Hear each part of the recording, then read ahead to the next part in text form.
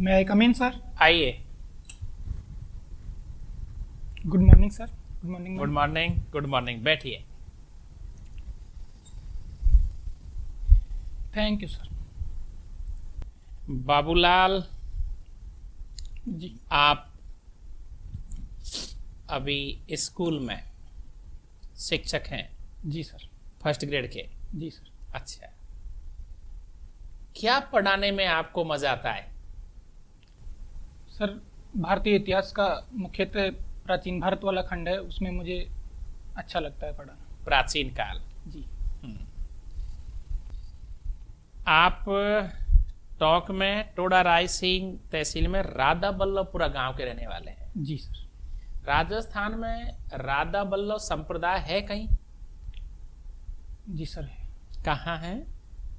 Sir, Vallabh संप्रदाय है ये। हम्म। वल्लभ संप्रदाय जो कि सगुण भक्ति धारा में जो कृष्ण मार्गी धारा बल्लभ है, संप्रदाय की पीठ कहाँ कहाँ है राजस्थान में? जी सर, ये गोविंद देव जी नाथद्वारा हम्म। और राधा मोहन जी करौली और यही याद है सर। अच्छा अच्छा। राजस्थान में कोई ऐसी रियासत है जो मुस्लिम रियासत? जी सर, टोंक रियासत राजस्थान की एकमात्र मुस्लिम रियासत थी सर, रियासत काल में। यहाँ पहले कुछ ऐसी रीति थी जहाँ किसी की बलि दी जाती थी और फिर अब शायद वो बंद हो गई। जी सर। सर, यहाँ क्या घटना थी ऐसी? ऊंट की कुर्बानी दी जाती थी। अच्छा, यहाँ का जो चौथा नवाब था, नवाब इब्राहिम अली, उनके समय तो ये स्टार्ट हुई। ऊंट की कुर्बानी क्यों दी जाती थी? क्या ऊंट का क्या कारण था? बकरा है, पाड़ा है, या कोई और चीज है? सर, इसका कोई वैज्ञानिक आधार तो मुझे ध्यान नहीं है। अच्छा। लेकिन सर, यहाँ ये परंपरा रही है। परंपरा रही है। जी टोंक जिले में कौन कौन सी नदियां बहती है? सर, टोंक जिले की मुख्य नदी है बनास नदी, और जो दूसरी अन्य नदियां हैं वो इसकी सहायक नदियां हैं, जैसे कि खारी और डाई इसमें मिलती है। उसके बाद मानसी नदी भी इसमें बनास मिलती जो परियोजना है, ये मात्र पानी पीने के कारण ही बनाई गई थी या सिंचाई को देखते हुए या बिजली को देखते हुए? सर, इसमें बिजली का तो अभी तक नहीं है, लेकिन पेयजल और सिंचाई दोनों के लिए बनाई गई थी। अभी इससे 2 नहरें निकाली गई है जिनसे सिंचाई भी होती है और पेयजल। बनास का बहुत सारा कारण है। पानी निकल जाता है जब अच्छी बारिश होती है, जी सर। तो बनास बीसलपुर भर जाता है, बहुत सारा पानी निकल जाता है। इस पानी का भी उपयोग करना चाहती है सरकार। जी सर। कोई दूसरा डैम बन रहा है क्या? जी सर, बन रहा है। कौन सा? सर, इसरदा प्रोजेक्ट अभी उसका कार्य प्रगति पर है। कहाँ पड़ता है इसरदा? सर, ये बिसलपुर बांध के डाउन स्ट्रीम में नीचे की साइड है, जो टोंक और माधोपुर की बॉर्डर है। वहाँ अच्छा। सर बनेठा गांव है, चौथका बरवाड़ा तहसील में वो पड़ता है। सर, वहां पर ये बांध बनाने का कार्य चल रहा है। बीसलपुर बांध से राजस्थान के कौन कौन से शहरों को पानी मिल रहा है? सर, जयपुर, अजमेर, ब्यावर, केकड़ी, सरवाड़ और देवली, टोंक। अच्छा, आप शिक्षक हैं जी सर। और बहुत सारे विद्यार्थी आपसे किताबों के नाम पूछते हैं। जी एनसीईआरटी जो है, जी सर। एनसीईआरटी के प्रति संपूर्ण भारत में हर व्यक्ति का एक विश्वास है। क्या कारण है एनसीईआरटी की पुस्तकों के प्रति सबका विश्वास क्यों है?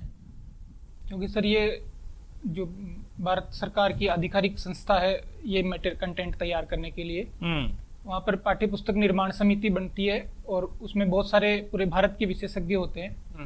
तो फिर वो लोग इसको लिखते हैं, बिल्कुल मतलब किसी पर्टिकुलर विचारधारा से ग्रसित होकर नहीं लिखते, वो निष्पक्ष होकर लिखते हैं। सर, इस वजह से इन्हें ऑथेंटिक और प्रामाणिक माना जाता है। भारत में अभी कोरोना की वजह से 10वीं का और सीनियर का रिजल्ट जो बनना था, एग्जाम जो होनी थी, जी सर। वो रद्द हो गई। जी आप क्या कहना चाहते हो? एग्जाम होनी चाहिए थी या जो सरकार ने निर्णय लिया है वो उचित है? सर, वर्तमान परिस्थितियों में सरकार ने जो निर्णय लिया है मैं उसे उचित समझता हूं, क्योंकि अभी तीसरी लहर के आने की संभावनाएं बनी हुई है और वो सर सबसे ज़्यादा अफेक्ट बच्चों को करने वाली है, ऐसा वैज्ञानिकों का मानना है। तो सर इन परिस्थितियों में इसको स्थगित करना। आप हमें बता सकते हैं कि अब जो रिजल्ट तो आएगा जी, क्योंकि कॉलेजों में एडमिशन विद्या बच्चे लेंगे जी, समय भी आ गया जी सर। तो इस रिजल्ट को बनाने के तरीके क्या क्या होंगे? जी, अभी तो माध्यमिक शिक्षा बोर्ड इस पर मंथन कर रहा है, लेकिन सर इसमें जहाँ तक मुझे जानकारी है पूरे साल भर जो बच्चों ने गृह कार्य किया था और इंटरनल असेसमेंट उनको दिए गए थे, उनको उनकी उपस्थिति को इनको ध्यान में रख करके ये रिजल्ट बनाया जाए।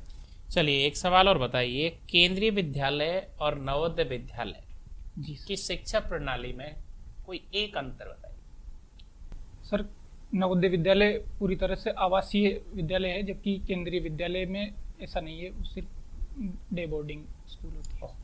जी, आपने कहा कि प्राचीन भारत का इतिहास आपका पसंदीदा विषय है। जी सर। सीक्रेट ऑफ सिनोली एक फिल्म आई है, जी सर। नाम सुना है आपने? जी। क्या है बताएं।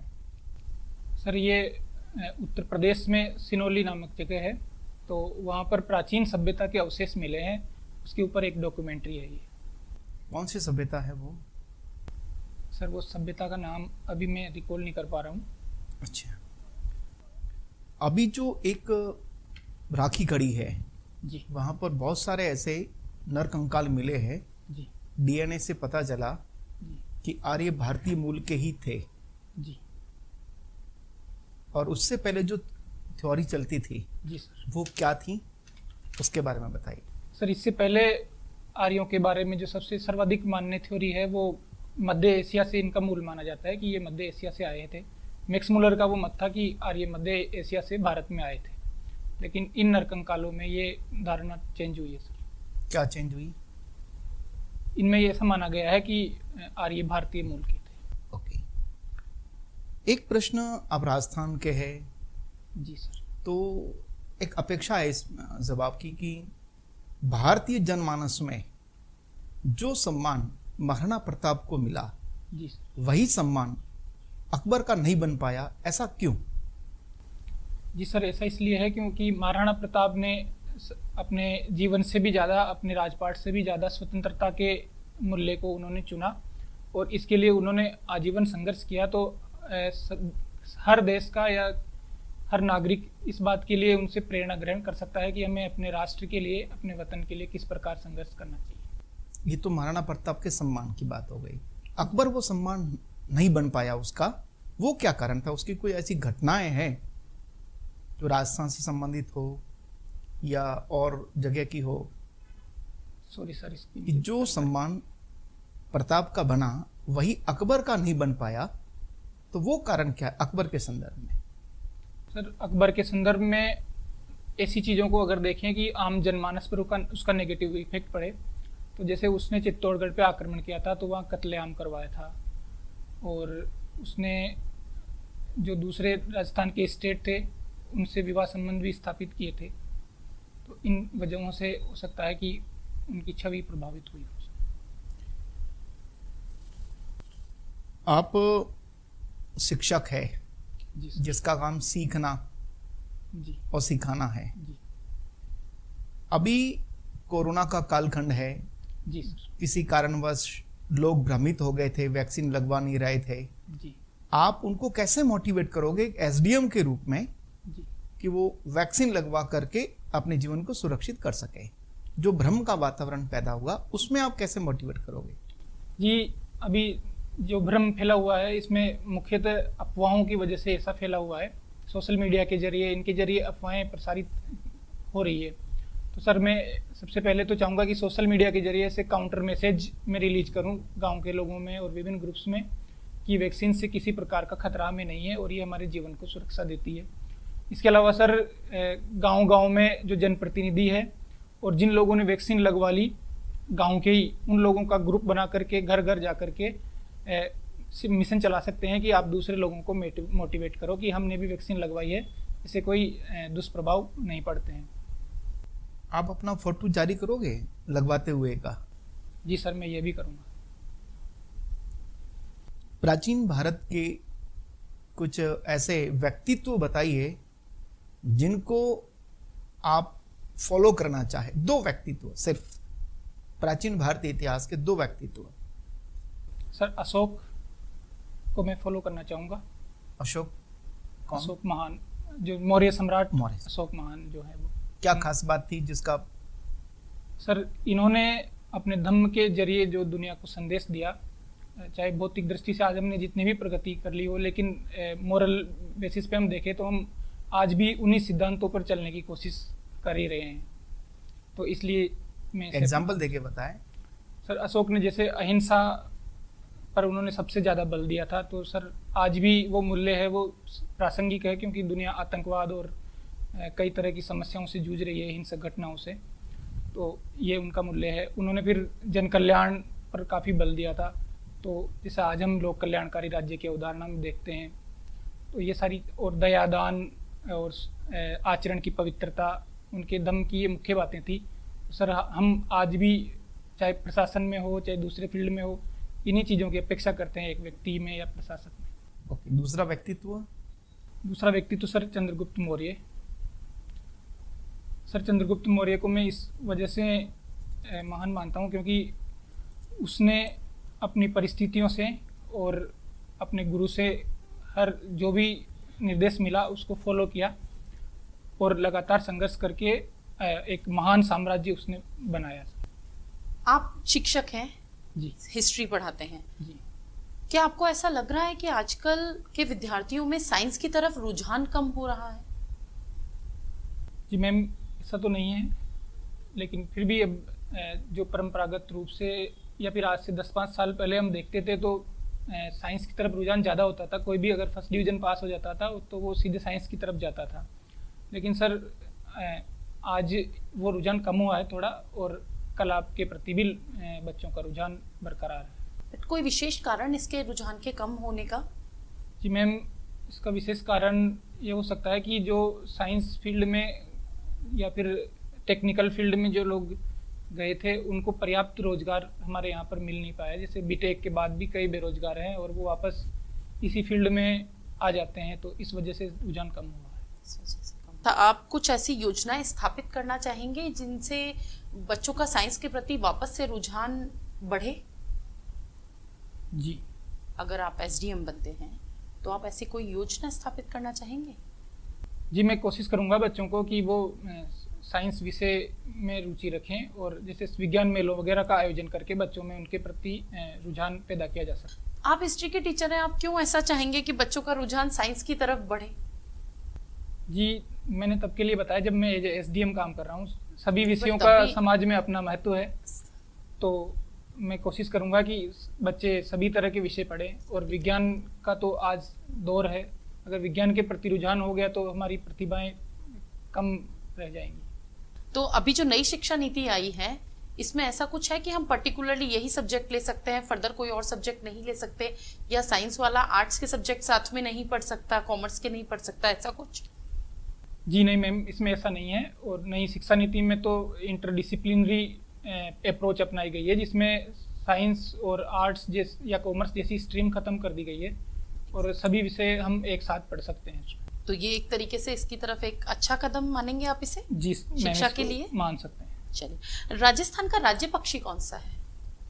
राजस्थान का राज्य पक्षी गोडावण है।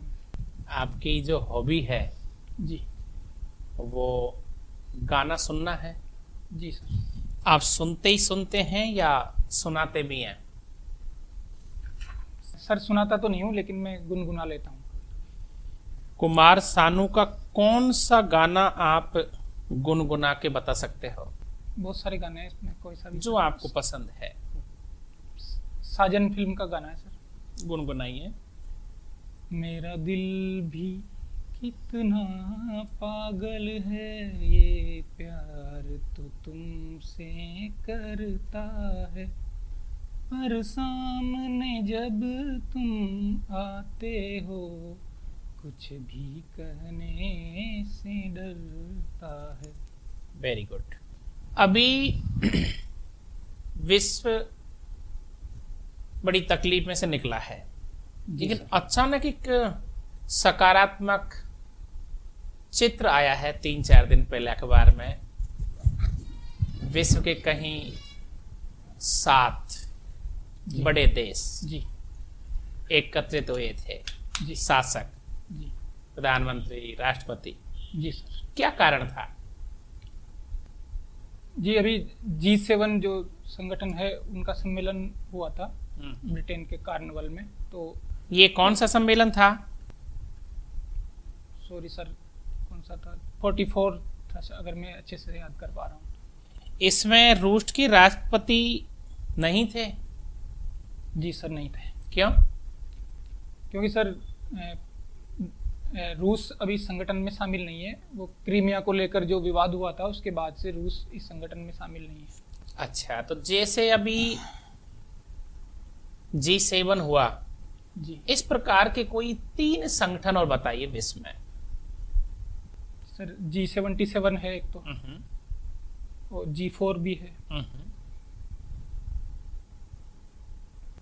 सर। क्वाड नाम सुना है क्वाड आपने? भी है सर। जी G7 और क्वाड की दोनों की किसी देश को लेकर के, किसी एक देश को लेकर के समान बात निकलती है। कौन सा है वो देश? सर वो चीन है। चीन है। क्यों ऐसा? चीन कर क्या रहा है जो चीन चुभ रहा है लोगों के लिए? सर चीन एक तो अपने व्यापारिक नीतियों की वजह से, और दूसरा अपनी साम्राज्यवादी या विस्तारवादी नीतियों की वजह से अंतर्राष्ट्रीय समुदाय को चुभ रहा है। अच्छा, जैसे कि उसकी साउथ चाइना सी में ज्यादा सक्रियता, या फिर हिंद महासागर में अतिशयता की ऐसा वजह से। कौन सा देश है जिसका प्रोजेक्ट का नाम है वन बेल्ट वन रोड? जी सर ये चीन की ही परियोजना है। क्या है ये? सर चीन इसके जरिए जो प्राचीन सिल्क रूट था उसको पुनर्जीवित करके, और जो विभिन्न बंदरगाहों और स्थल मार्गों के जरिए मध्य एशिया तक अपनी पहुंच बनाना चाहता है। आप थोड़ा बता सकते हैं कि रेशम मार्ग जो था वो किस किस को जोड़ता था? सर रेशम मार्ग चीन से मध्य एशिया को जोड़ता था, और ये भारत मध्य एशिया का केंद्र बिंदु जहां चीन अपना व्यापार सामान पहुंचाता था या वहां से मंगाता था, कौन सी जगह वो? सॉरी सर वो एग्जैक्टली मुझे ध्यान एग्जैक्टली ध्यान कौन सा देश था। तो एक शिक्षक की हैसियत से आप ये बताएंगे कि अभी जो विद्यार्थी ऑनलाइन क्लास ले रहे हैं, जी पहले तो बहुत खुश होते थे कि छुट्टी है स्कूल की, आज बड़ी खुशी होती थी। जी सर। अब विद्यार्थियों में एक परिवर्तन आया कि नहीं स्कूल जाना है। जी क्या कारण है? सर स्कूल में बच्चों को खुला वातावरण मिलता है, अपने सहपाठी मिलते हैं, और खेलकूद का अवसर मिलता है, तो वो वहाँ पर ज़्यादा खुश रहते हैं। जबकि घर में ऑनलाइन क्लास की वजह से वो तनाव फील करते हैं, इस वजह से वो स्कूल जाना चाहते हैं। आपने RS RPS के बाद में जैसे अकाउंट्स, और अकाउंट्स के बाद तहसीलदार सेवा को चुना है, जी जो स्टेट सर्विस के बाद आती है। जी तो आप फील्ड सर्विस पसंद करते हैं? जी सर। तहसीलदार के बाद आपने BDO को चुना है, जी क्या कारण है? ये तो स्टेट सर्विस में आता है, जी थोड़ा बताएंगे इसको। सर BDO को मैंने इसलिए चुना था क्योंकि ये भी विकास कार्यों से संबंधित पद है, और सर ये फील्ड पोस्ट है, इसी वजह से चुना। नहीं, मेरा सवाल है कि तहसीलदार को पहले लिया है जी और BDO को बाद में लिया है, जी। क्यों? सर तहसीलदार की भूमिका BDO के अपेक्षा मुझे ज़्यादा व्यापक लगती है, अच्छा। क्योंकि ये प्रशासन के विभिन्न क्षेत्रों में इसका काम होता है, सामान्य प्रशासन के।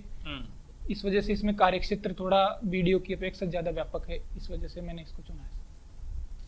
क्या SDM स्वतंत्र निर्णय लेने की हैसियत रखता है कोई? सर या आज सरकार की नौकरी में कोई बड़ा बाबू ही है? सर अपने एरिया में, अपने दैनिक जीवन के काम में उसको जब अगर योजनाओं का क्रियान्वयन करने से वो मुख्यतः संबंधित रहता है, तो उस मामले में तो वो स्वतंत्र ही है। हालांकि वो उनका बेटर क्रियान्वयन करने के लिए, कोई नया इनिशिएटिव भी लेने के लिए स्वतंत्र है, तो वो ले सकता है। चलिए बाबूलाल, लास्ट सवाल बताएंगे आप मुझे। यदि आपको राजस्थान का एक दिन का यदि CM बना दिया जाए, तो सबसे पहले एक कौन सा काम करोगे? सिर्फ एक। सर मैं शिक्षा के क्षेत्र में ये काम करना चाहूँगा हम्म, कि जो शिक्षा के क्षेत्र में जितने पद खाली हैं उनको भरा जाए ताकि शिक्षा की स्थिति सुधरे। मतलब शिक्षा के सभी पदों को आप भरना चाहोगे। जी। और यदि आपको ईश्वर मिल जाए, साक्षात दर्शन देते, उनसे आप क्या मांगोगे?